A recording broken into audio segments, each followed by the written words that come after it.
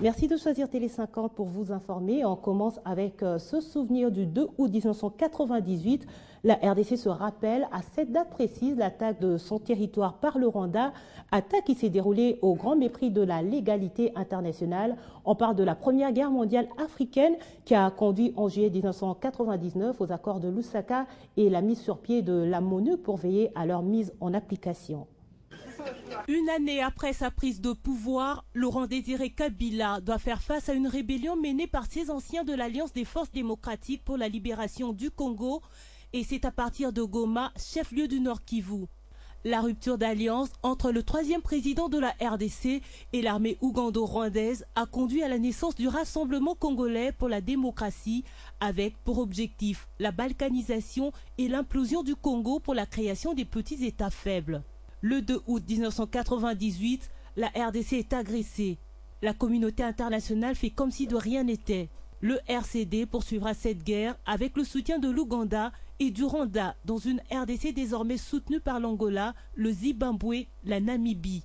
Ces deux camps se neutraliseront jusqu'au moment où la communauté internationale, composée de la Troïka, USA, France et Belgique, s'alliera avec la Zambie, l'Afrique du Sud et bien d'autres pays non impliqués dans cette première guerre mondiale africaine.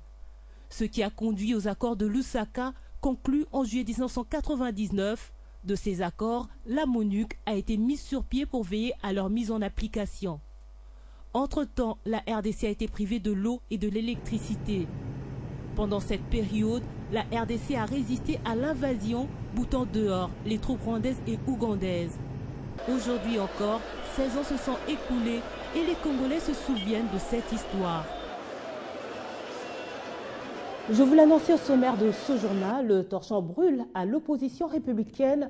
Le coordonnateur de cette plateforme, créée après les concertations nationales, a annoncé vendredi sa dissolution. L'opposition républicaine, dont l'autorité morale est Léon Kengo, compte en son sein plusieurs membres, notamment José Makila, le professeur Dindo, Delis Esanga et bien d'autres personnalités encore. Et pour en savoir plus, nous sommes en ligne avec Lisanga Bonganga. Il est coordonnateur de cette plateforme. Alors, monsieur Lisanga Bonganga, confirmez-vous la dissolution de l'opposition républicaine? Oui, nous le confirmons parce que nous avons constaté qu'à ce jour, il y a deux éléments importants qui ont prévalu à cette autodissolution. Premier élément, quand nous nous sommes partis aux concertations et nous avons créé l'opposition républicaine avec l'idée de sauvegarder les recommandations des concertations. Mais en suivant la déclaration du secrétariat général des PPRD, nous avons pensé que c'est comme si la majorité au pouvoir a craché sur les recommandations des concertations. Deuxième élément, beaucoup de nos amis qui sont restés de l'autre côté avec l'ancienne autorité morale, tous presque ont basculé pour la révision de la Constitution. Alors, je pense qu'ils n'ont pris l'âme dans l'opposition. Et comme cette affaire de l'opposition républicaine est devenue une nébuleuse, ça noircit même l'image de l'opposition politique congolaise, nous avons constaté son autodissolution. Et pourquoi êtes-vous contre la révision de la Constitution? Nous ne sommes pas contre la révision constitutionnelle, mais nous constatons qu'il n'y a pas d'opportunité pour le moment.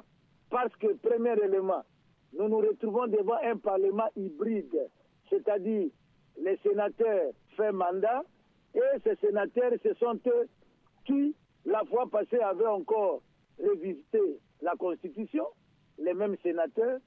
De deux, une Assemblée nationale, entre guillemets, les députés élus. Ça pose un problème de crédibilité pour une révision d'une constitution et pour les vrais représentants du peuple. Deuxième élément, ça va briser le consensus national et même le contrat social. Alors avec tous ces éléments-là, nous avons compris. Et pourquoi on doit changer à chaque fois, à la veille des élections, une constitution? Revenons sur la dissolution de votre plateforme. Pensez-vous que sa création a été un échec? La création de cette plateforme n'a pas été un échec parce que nous avons créé cette plateforme à un moment donné pour essayer de nous rassembler après les concertations. Et il y a eu des points forts et il y a eu des points faibles, surtout au niveau des leadership, c'est-à-dire au niveau de l'autorité morale, qui devait assumer la direction de la plateforme comme il faut. Et il n'a pas su assumer ça avec beaucoup d'efficacité. Et voilà là où nous y sommes. Nous sommes à l'éclatement et nous sommes à l'autodissolution. Merci Lisanga Bonganga d'avoir répondu à toutes ces questions. Un autre son de cloche est celui d'un autre cadre de cette même structure. Il s'agit du professeur Gaston Dindo que nous joignons également par téléphone. Professeur, vous avez suivi les propos du coordonnateur de votre structure, l'opposition républicaine. Confirmez-vous également la dissolution de cette plateforme à laquelle vous appartenez? Non, pas du tout. Il s'agit bien de Lisanga Bonganga. Il a été exclu suite à turpitude. Et maintenant, l'opposition républicaine est en pleine restructuration. On a désigné les animateurs de toutes les structures. Nous attendons le retour de l'autorité morale Léon Kengo ce week-end pour pouvoir organiser une cérémonie officielle pour présenter ces animateurs. Donc il y a notamment, par exemple, pour le Conseil national, on a désigné comme modérateur Professeur Mokonda Boza et Maître Jacques Kamanda et Honorable Bofa Sadjema comme coordonnateur d'Edi Sanga et d'autres adjoints. Moi, personnellement, je suis dans le comité des sages. Au début de la semaine, on va organiser une cérémonie officielle pour présenter de nouveaux animateurs de toutes ces structures-là à la presse et à l'opinion nationale. Merci Gaston Dindo. Je rappelle que vous êtes cadre de l'opposition républicaine.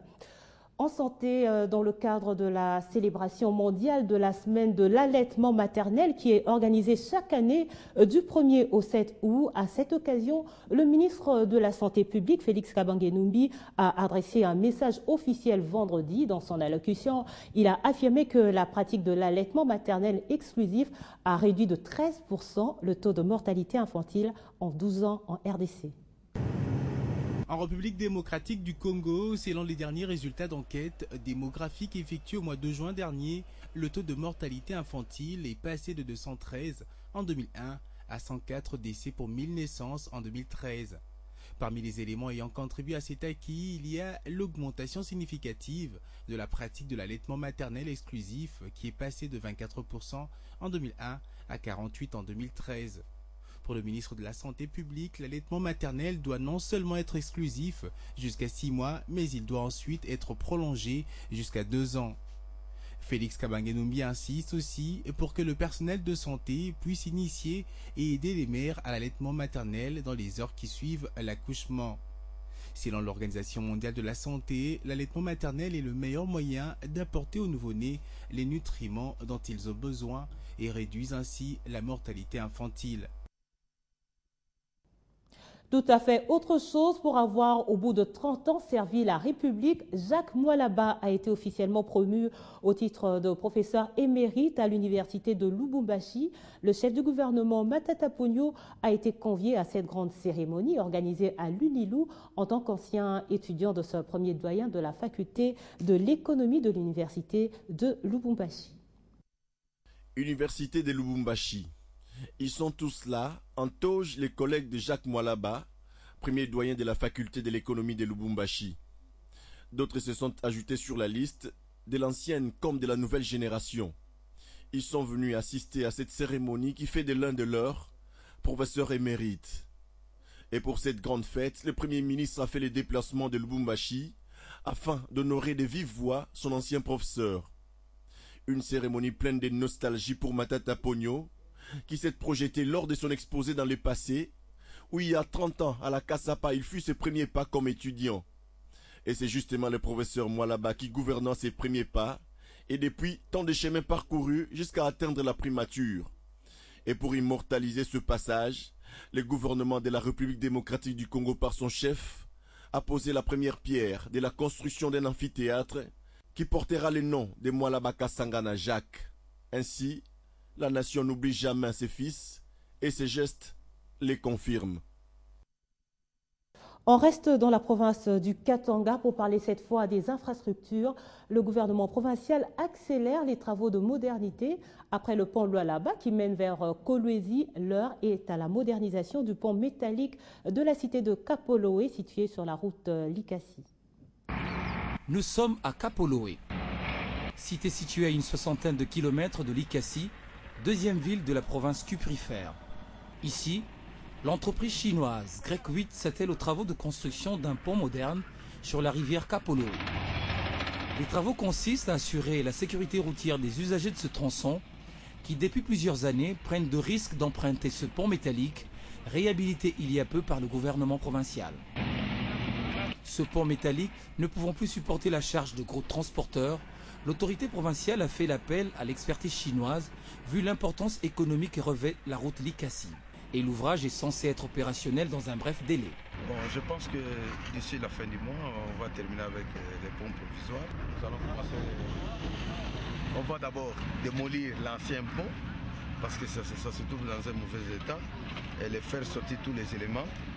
On commence le pont définitif qui sera en béton. De jour, tout comme de nuit, ces ingénieurs civils chinois associés à la main-d'œuvre congolaise travaillent d'arrache-pied dans le but d'achever la construction d'un pont provisoire. Dans le monde, l'espoir d'une trêve n'aura été que de courte durée dans la bande de Gaza. Quelques heures après son entrée en vigueur, le cessez-le-feu entre Israël et le Hamas a volé en éclats vendredi avec un nouveau bain de sang et la probable capture d'un soldat israélien. Au moins 107 morts côté palestinien après des bombardements israéliens massifs, principalement dans la région de Rafah près de la frontière avec l'Égypte. Moins de 2 heures après l'entrée en vigueur du cessez-le-feu qui devait durer 72 heures dans la bande de Gaza, la trêve a été transgressée par Israël, dont un soldat aurait été capturé. Pas de réaction en tout cas côté israélien aux informations du Hamas, selon lesquelles le sous-lieutenant Hadar Goldin, capturé, serait mort. De son côté, Ban Ki-moon, le secrétaire général des Nations Unies, a demandé aux factions palestiniennes de libérer le soldat afin de revenir sur le chemin de la paix. La Maison-Blanche, alliée historique d'Israël, s'en est remise aux informations de l'État hébreu pour parler de violations barbares du cessez-le-feu par le Hamas. L'armée israélienne a poursuivi ses frappes toute la nuit de vendredi à samedi. Un premier bilan a fait état ce matin de 35 morts côté palestinien, dont 15 membres d'une même famille, avec des femmes et des enfants tués dans l'extrême sud de la bande de Gaza. Selon les services d'urgence, au moins 1450 Palestiniens ont péri depuis le début de l'opération le 8 juillet. Côté israélien, 56 soldats sont tombés au front. Les morgues sont pleines à craquer dans le centre de Gaza, qui n'est plus qu'une ruine. Le spectacle est désolant.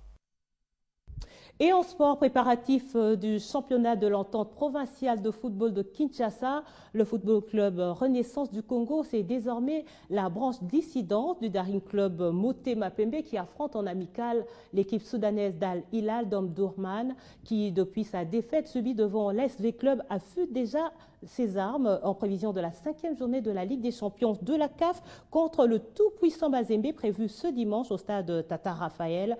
Toutes les dispositions sécuritaires sont prises pour que cette explication se déroule dans les meilleures conditions.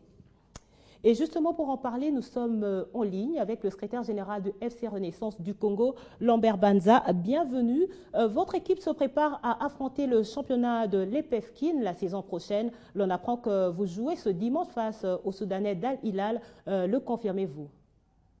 Je confirme le match pour demain à 15h.